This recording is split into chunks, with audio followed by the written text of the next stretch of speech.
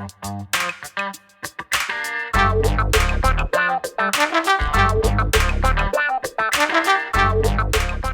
guys, welcome to another episode of Let's Be Blunt with Montel, where we explore the world of cannabis and the incredible people shaping its future. Today's episode is special as we take a deep dive into a project that intertwines history, culture, and innovation. The remarkable story of the Little Beach Harvest. Little Beach Harvest, or LBH, is more than just a cannabis dispensary. It's a tribally owned business operated and based in Shinnecock Nation Territory in eastern Long Island, New York. By merging modern cannabis innovation with the deep-rooted traditions of the Shinnecock people, LBH stands as an inspiring testament to resilience, entrepreneurship, and community empowerment. Joining me today to discuss LBH's incredible journey is Jay Randolph Wright, the product marketing manager for LBH and a key player in shaping its brand identity, expanding its market reach, and fostering customer connections. And we're also going to be joined briefly by Mr. Sean Boyd, known by his Shinnecock name, Mish Mukwa, who serves as brand specialist for LBH, contributing his expertise to event coordination and cultivating meaningful relationships. Jay, Sean, welcome. Thank you so much for being a part of this show. And Sean, I hope I pronounced your name right. Yes, sir. You did. Thank you. And thank you for having us. It's a pleasure to be here. Absolutely. Thank you both for being here and being a part. Look, can you tell me a little bit about yourselves, a little bit about your background before we get involved and start talking about LBH? Let's start with you, Sean. Tell me about your background. Well, as I said, my name is Sean Boyd. I'm a member of the Shinnecock Nation out here on Southampton, New York, out here on Long Island. Professionally, a little bit about myself. I graduated from SUNY Delhi with a bachelor's degree in business administration, focused in hotel resort management. After that, I came back home out here to Southampton, where I landed a job in the retail space out here at a liquor store named Bottlehampton, where I now manage the inventory and work with the manager for deliveries. In the time of doing that, I've had the pleasure of being able to work here at Little Beach Harvest with Jay and the team, as you said, working as brand specialist to build relations with the brand partners that we have, build relations with potential partners out there in the industry, as well as doing media and things like this. Pleasures of being on podcasts such as yourself. Also working with the team as far as events, working with the nation as far as trying to build the relation between LBH and the nation itself, and just trying to keep the ball moving here for Little Beach Harvest and the cannabis industry. Cool. Jay, how about you, sir? Hey, yeah, lovely to be here. I'm Jay Wright. I am the product marketing manager for Little Beach Harvest. I started off actually in the same job field as Sean. Actually, we were both 10 years into the retail industry. Both made it up to be managers in that field. I ran a small mom and pop style liquor store over in my area, and then other vicarious jobs from like CDL driving, and just finding other different ways of income out here while you live in the Hamptons, because it's like a little bit tough, but you get it done. Any strong brother as would. And I found out that our nation was doing a cannabis industry dispensary. And I was very much inclined to get into that preference because that's always what I was into when I was growing up. Since a young kid, I was always into Habatness and just doing other things that kind of surfaced around the plant. And I was a consumer at the same time of it. And so when I found out that my nation was doing something, I was kind of, geared up like, hey, like, let's be on this team and let's get it done. And I've been here for about 2 years now. We're now moving into just finished doing our anniversary. And, it's all nice and easy over here. I love it. Look, before we get into LBH, let's talk a little bit about the Shinnecock tribe and the Shinnecock people. I mean, I'm looking at a screen and, that people are going to go, they don't look like they're Native American. Just tell me a little bit about the history of the tribe and how long you've been there, how long it's existed. Give me a little background. Either one of you. So we here of a tribe have been here since the beginning of existence. That's what we believe. I mean, as far as the town and recognition, we're the people there on the seal there on the town. So we were here before the town was founded in Southampton. So 1640, whatever that is. We are fortunate enough as the people. You said we've been here since the dawn of time. However, and please forgive me. I am ignorant on how we crossbreed, but you both look African American, so therefore the Shinnecock people were there before African Americans came. Then we Yes, sir. clearly intermingled and bred. So give me a little bit more history like that. Well, yeah, you have to remember that being here, we're first contact people. So 1640 is a long time, you know what I mean, for people to have been here. So of course, during those times when, minorities were brought here and African Americans were brought to Long Island through, the slave trade or through whatever, the Shinnecock people were someone who intermingled, and you know what I mean? It's someone that as time went on, other people kind of joined communities as we were still here. We are fortunate enough to be on our sovereign land and our Aboriginal land.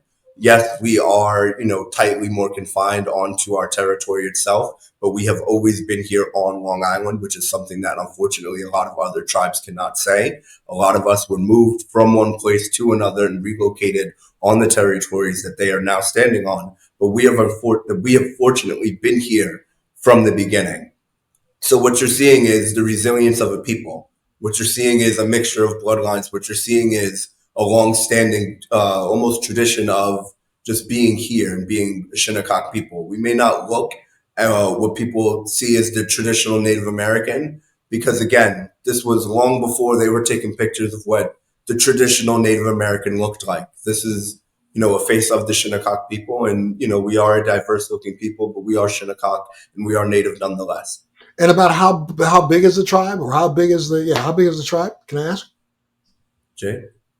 The square, the acreage No, of the tribe, the amount of people. How many would we say, Sean? I think I want to say about, because there's people who live on and off territory, so that goes on, but on territory, I would say there's probably about 1,200 or so, right? Okay. Or less, about 1,200 or less. Maybe around I mean, there. when you get this 10,000 people to come out to an event, this is just people from all over Long Island. Yeah, again, we are located here in the heart of Southampton. So, we're a part of this community. It's just as far as everyone else. And the Hamptons is a very accessible place. It is a very, a destination for people to travel to. So when we are fortunate enough as a nation to hold, whether it's our annual powwow, every year during Labor Day weekend, or it's the events here that we hold at Little Beach, we draw people, we draw a crowd. People want to see what's happening at our events. People want to attend a fun event, and what we do is host fun events. Well, here, why don't we start? Sean, why don't you tell us a little bit, and tell our audience a little bit about Little Beach Harvest and what it's all about, what it is, and why this project is so meaningful to the Shinnecock Nation. Well, as you mentioned, Little Beach Harvest is a dispensary owned and operated here by the Shinnecock Indian Nation. We are the first licensed dispensary here in Southampton. Being a federally recognized tribe, we were able to create our own ordinances and regulations as far as cannabis and how we handle our cannabis, divisions and stuff like that. It is separate from New York State, but we do follow very stringent, very similar laws and regulations as New York State does. We were able to mirror, if not do it better here on territory, because we are more tight knit and we can have more regulation and control. So Little Beach Harvest, again, is the first licensed operated dispensary here on the nation.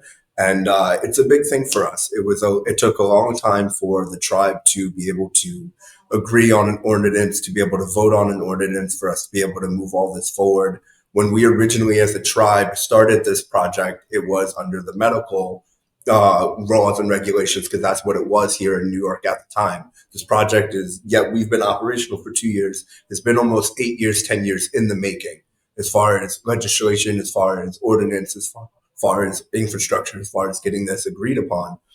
It's been a long time coming for us. So for the tribe, this is a coming together of everything that we've worked for, and showing the years of getting to the spot and opening this as a sovereign nation and being able to exert our sovereignty in an economic way. It's very hard for us as a nation to find different economic avenues for us to be sovereign in and for us to have opportunities. It's always hard to get into the door in any avenue, but it seems to be even harder for us as a nation and for us being tribal members. So this place being open, the dispensary being open, is not just a foot in the door for us as a nation, but a foot in the door for our opportunity for tribal members to engage in this larger cannabis market that is growing here in New York, that is fast moving, and that we should have a stake and an opportunity in. So you guys run the dispensary, but I guess you reach out to other Indigenous people and tribal members to actually provide you with your grows, or are you completely vertical? Jay, why don't you answer that? Right. So we are vertically integrated. So we are stable enough to work with pretty much anyone who wants to work with us as well. But we also have satellite growers from the nation right now. Currently, we have individuals who have started up their own grow and their own brand and their own business field of moving into the cannabis, whether it be from gummies, vapes, flower, the topicals, tinctures. It doesn't matter. They're learning and evolving themselves and becoming entrepreneurs and business men and women, because that's what it's always been about here at Little Beach Harvest. It's always been about giving people a place who haven't always had that early break in their life to find somewhere where to be. We're giving that space for them to grow and become entrepreneurs themselves, while also helping out the Little Beach Harvest and the community and the brand itself uplive and become something great as well, because we're housing those individuals and giving them a place and making this place, like Sean said, we are very tight knit and also very pungent on like our lab testing. We make sure it all goes through the right procedures all through New York State. We make sure that everything is up to code and safe for all our consumers, whatever needs they are, but a lot of the business here is ran by those tribal entities, along with Little Beach Harvest itself as the brand. We have Pashawn here as a brand. We have Big Boy Buzz. We have Eastern Botanicals, Shinnecock Hemp, Stony Shore. So these are brands and individuals who have now done something for themselves and have a place to be at to start their own thing. Well, the cannabis industry is growing rapidly, but it is challenging, especially for Indigenous communities. I mean, have you, have you found that most of your sales are with just your tribal people, or are you selling to people outside of tribal? So to be honest with you, it's a collective of both, but majority of our community around us. So our community, we're very tight knit. We're in the eastern part of Long Island. We're in Southampton, New York. So it's townships and towns every which way where you would go, about 15 minutes apart from each other. The furthest part of this island is Montauk. So we get people all the way from Montauk, all the way from westward of, let's say, Bohemia and Wyandanch and Lindenhurst. So all those people interested in our products and interested in who we are, also because we're tax free, we have a community base that's very wide and large now because of our meaningful directive of who we want to serve here. Is your footprint on tribal land? Yes. Gotcha. Yes. So our dispensary is on tribal land. It's on the highway, Montauk Highway. It's right off the strip of there. It's a 6,000 square foot building. We offer consumption on the side of the building. We also are changing up the inside layout for our upstairs to offer lounge experiences. We host events here. It's all about community building, and that's the one thing that me and Sean have always been tasked for, is making sure, because we're from here, we're from the nation, and we're also lovers of the plant, that we would hope to know what was good for our area and our community. So we create these environments and these places and these things for people to feel as though they could be a part of, because the one thing I always say is cannabis has many different faces. And when you're out where we are, it's such a diverse area. Yes, money around it and prone, but there's so much else around it and so many other entities that create this township, this community. So giving them places to be instead of hiding out in their car, garage, blah, blah, blah, to go smoke a joint. You can come down here and smoke one in our lounge, our patio area. I just got some igloos to hot box. Do this place is meant for its people and the community around it. So we welcome everything and everyone. So that's what it's meant for. Well, Sean, you're actively involved in building relationships and creating, customer experiences. What makes LBH more unique when it comes to connecting with customers? Is this because to have consumption on location is different than some of the other dispensaries that are in New York, right? Big time. Yeah, definitely. That's a big thing. Again, with us being able to create our own ordinances, our own rules and regulations, we can do a lot of things that other dispensaries cannot. For example, our building itself is where it's located. Again, it's in right here on the front side of our territory. Again, it's a prime location. We can host events and things like that of that nature because we are here on sovereign territory and it is our land. It's not technically New York State land. So with that, we can give our customers a different experience. Last year at our 420 event, we're rounding the corner to plan for this year's 420 event. We had over 1,000 people in attendance. And it was people from, as Jay said, of all walks of life, from everywhere around this community joining together to, again, publicly consume and hang out and just enjoy an open space and not have to look over their shoulder and worry about where they are and what they're doing, which is a very hard thing to do, especially out here in Southampton. Yes, you can consume anywhere here in New York, but there is still a bit of a stigma around cannabis. And having these people in this space and getting all these people from this different community, because as Jay said, cannabis has no face, in this community to be amongst each other, it was beautiful to see. You know what I mean? It was great for people to have an experience like that and to be able to consume openly together and be able to gain knowledge from each other and be able to have an experience like that. It's a different thing when you step here in the Little Beach Harvest. Wow. Well, Jay, now, LBH is known for its expertly curated product selection. Can you talk a little bit about how you choose the products that you carry and what customers have come to expect? For sure. Well, honestly, I'm a sativa person. New York is a sativa energy. So we make sure that we keep a lot of those sought after products, strains that are really like New York homage style, and also with a little bit of that what would we say, that coastal vibe to it, because we're by water.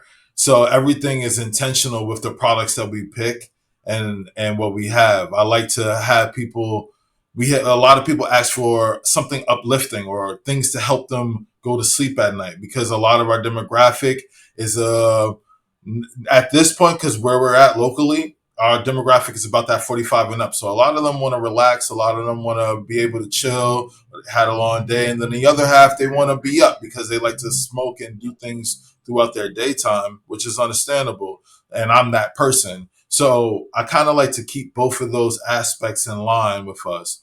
I like to meet with the cultivators, the people who are growing this flower, because I need to understand there's always a message behind it and the meaningness of working with with an indigenous tribe, and actually like the plant actually means something to us, and the connection that we have with each other means something to us. It's not just a business deal. It's about relationships and the sincerity behind this plant.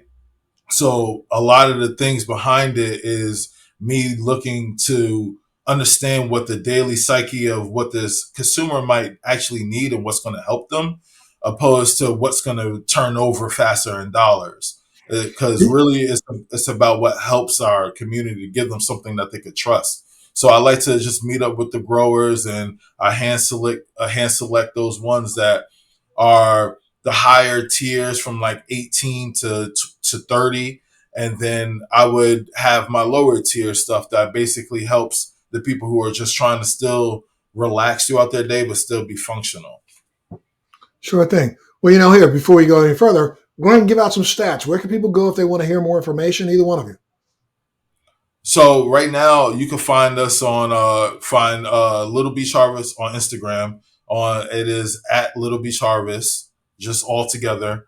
And we have a Facebook called Little Beach Harvest Dispensary, or you could Google us on our website, which is www.littlebeachharvest.org.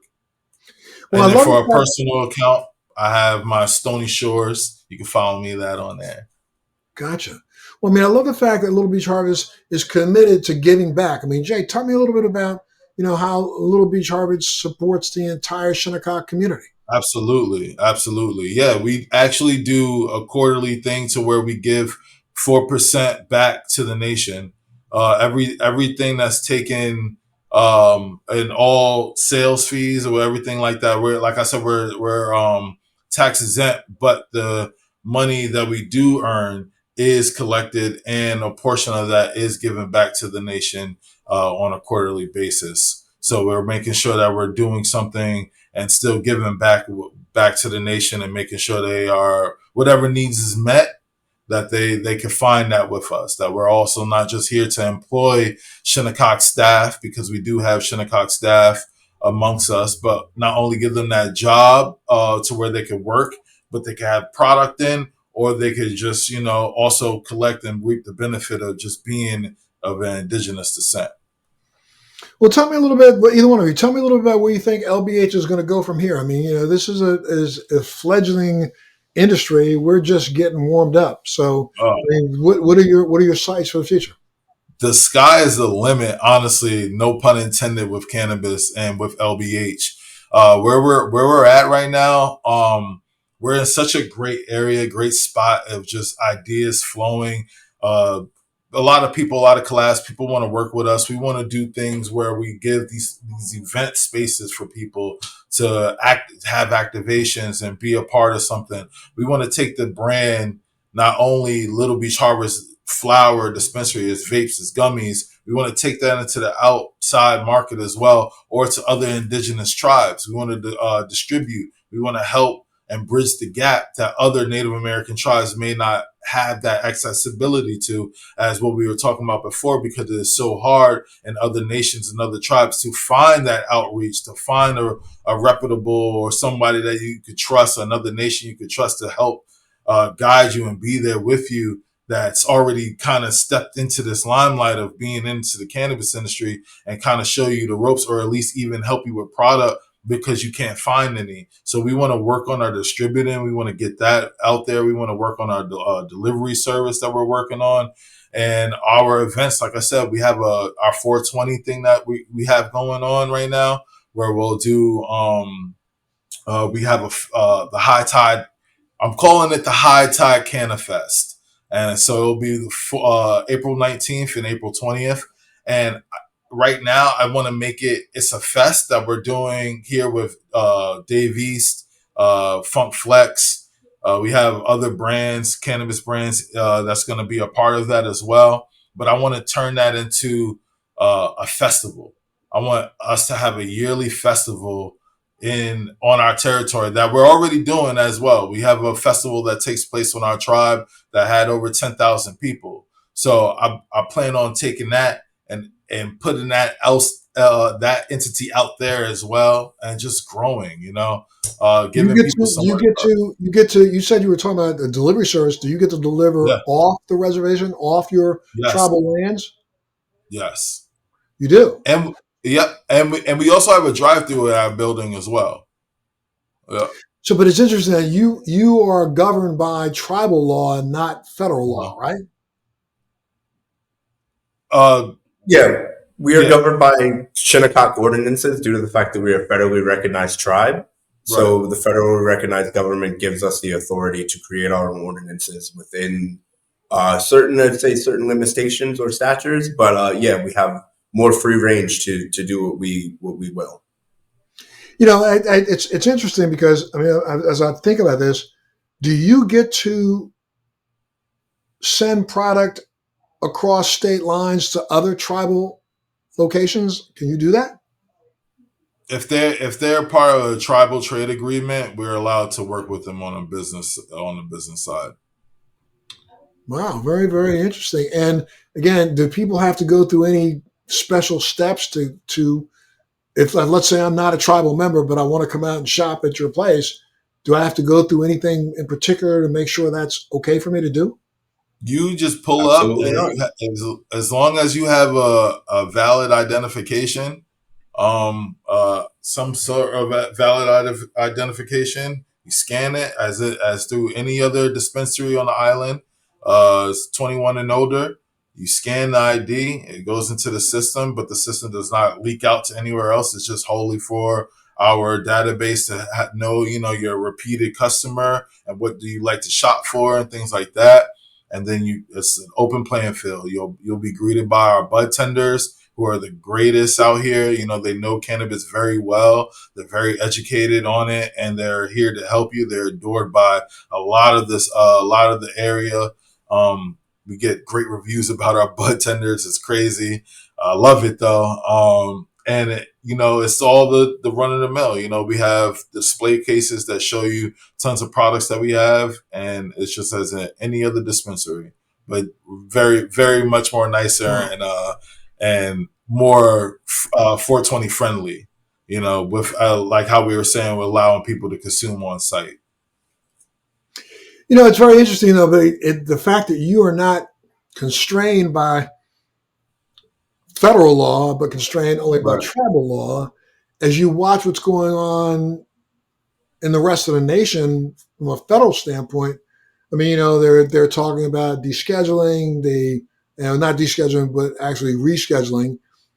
Do you have to deal with that same issue on tribal lands? I mean, technically, no, because we again created our own ordinance and things like that. What it would really do is just kind of open up the market for New York State in general. Again, we are sovereign, but yet we are still a part of this kind of whole network as far as how cannabis relations are handled as far as business. And I guess if it's rescheduled, at the federal level, maybe it allows more interstate commerce between people as far as cannabis. We can already do that as far as, again, nation to nation, but as dealing with other entities in the cannabis industry, it's kind of handled the same way.